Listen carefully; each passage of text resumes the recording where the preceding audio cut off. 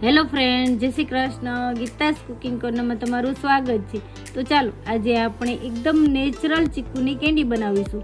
તો આ કેન્ડીમાં આપણે કોઈ પણ જાતના પાવડરનો ઉપયોગ વગર નેચરલ ડ્રાયફ્રૂટ અને ચીકુનો ઉપયોગ કરીને ચીકુની કેન્ડી બનાવીશું. તો ચાલો આ ચીકુની કેન્ડીની રેસીપી શરૂ કરી.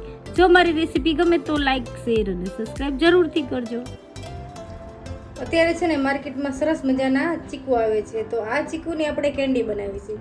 તો ગેસનો ઉપયોગ કર્યા વગર કે પછી આપણે કોઈ પણ પાવડરનો ઉપયોગ કર્યા વગર એકદમ સરસ નેચરલ આપણે ચીકુની કેન્ડી બનાવીશું. તો આ ચીકુની કેન્ડી તમે બાળકોને પણ સહેલાઈથી આપી શકો ઘરે જ. તો ચાલો બનાવીએ આ ચીકુની કેન્ડી આપણે. તો એના માટે છે ને મેં 500 ગ્રામ સરસ મજાના ચીકુ લીધા છે, 5 નંગ છે. તો આપણે છે ને બાળકો માટે આ ચીકુની કેન્ડી બનાવી છે. તો એના માટે છે ને 1 કપ મખાના લીધા છે, 10-15 કાજુ લીધા છે અને 10-15 બદામ લીધી છે અને 1 કપ દૂધ આપણે લઈ અને આમાં ગરમ દૂધમાં આપણે પલાળી દઈશું. તો મખાના, બદામ અને કાજુ અને આ છે ને ગરમ કરેલું દૂધ છે, તો એમાં છે ને આપણે પલાળીને 10-15 મિનિટ રાખી દઈશું. તો ચમચીથી આપણે બધું સરસ મિક્સ કરી લઈશું, આ રીતે અંદર ડુબાડી દઈશું અને ઢાંકીને આપણે થોડી વાર રાખી દઈશું. આપણે મખાના, કાજુ, બદામ પલળે છે ત્યાં સુધીમાં આપણે ચીકુને છે ને સરસ ધોઈ નાખ્યા છે, તો એની છાલ ઉતારીને નાના નાના ટુકડા કરી લઈશું.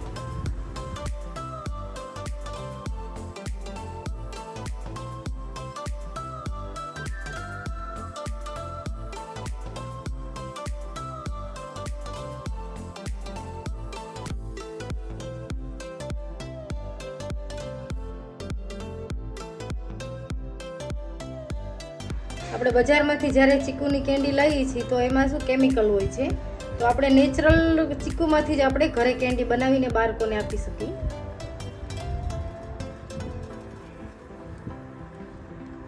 આ રીતે આપણે બધા ચીકુના ટુકડા કરી લઈશું.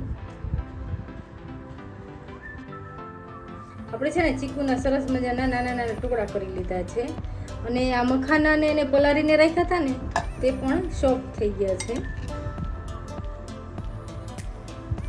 એકદમ સરસ પલળી ગયા છે. પછી ને આને આપણે મિક્સર જારમાં પીસી લઈશું. હવે એક મિક્સર જાર લેશું અને એમાં છે ને આ બધું એડ કરીને પીસી લઈશું આપણે.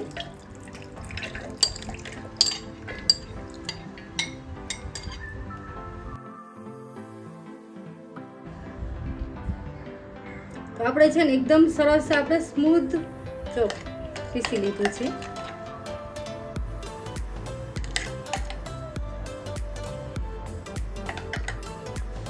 હવે છે ને આ ચીકુને પણ આપણે એડ કરી દઈએ અંદર. આપણા ચીકુ મીઠા છે પણ તોય આપણે 3 ચમચી જેટલી ખાંડ એડ કરશું.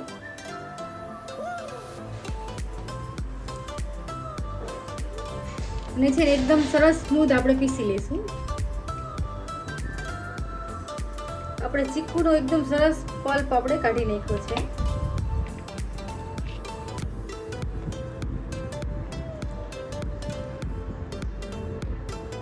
તમે જોઈ શકશો એકદમ ક્રીમી ટેક્સચર વાળું આપણું મિશ્રણ તૈયાર છે ચીકુની કેન્ડી બનાવવા માટે.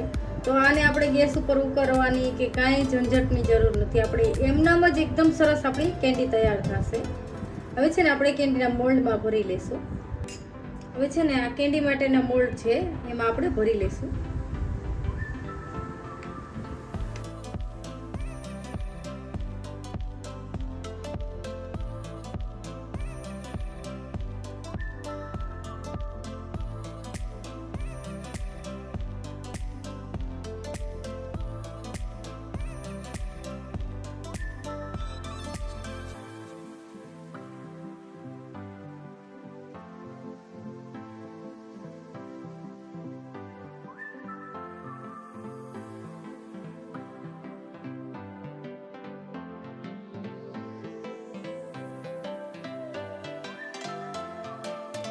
હવે છે આપણી પાસે જો ગુલ્ફીના મોલ્ડ ન હોય તો આવી રીતે ગ્લાસમાં પણ તમે એડ કરીને ગુલ્ફી જમાવી શકો.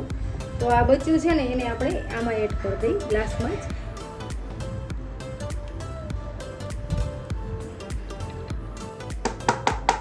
પછી ને આપણે ગ્લાસમાં જે બચ્યું ને એ પણ આપણે ભરી લીધું છે. તો બધા ઉપર છે ને આપણી સિલ્વર ફોઇલ કાગળ આવી રીતે લગાવી દઈશું આપણે.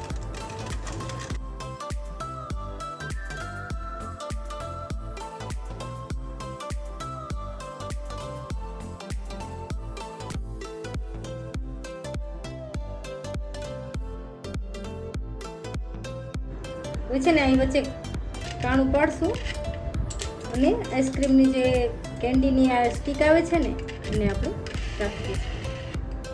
આ રીતે બધામાં કરી લઈશું. હવે છે ને આને ફ્રીજમાં ઓવરનાઇટ માટે આપણે જમાવા રાખી દઈશું.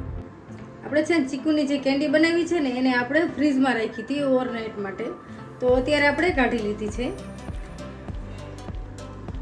તો એક પાણીનું બાઉલ ભર્યું છે એમાં આપણે એડ કરશું. આ રીતે 2 મિનિટ માટે રાખશું.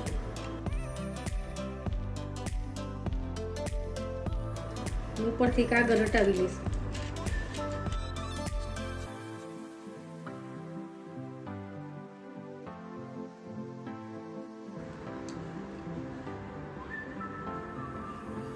એકદમ સરસ અને ક્રીમી આપણી કેન્ડી તૈયાર થઈ છે. આ રીતે આપણે બધી કેન્ડીને કાઢી લઈશું.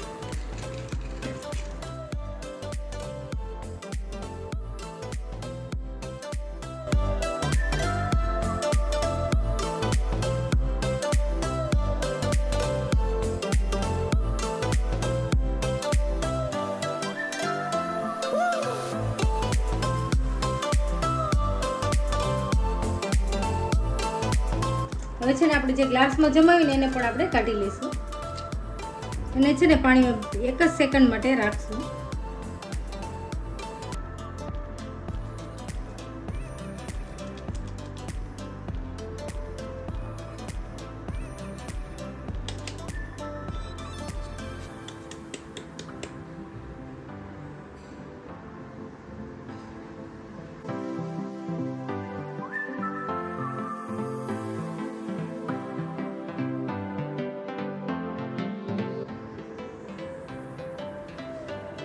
આપણે સ્ટીક વગરની પણ કેટલી સરસ થઈ છે જો ગુલ્ફી.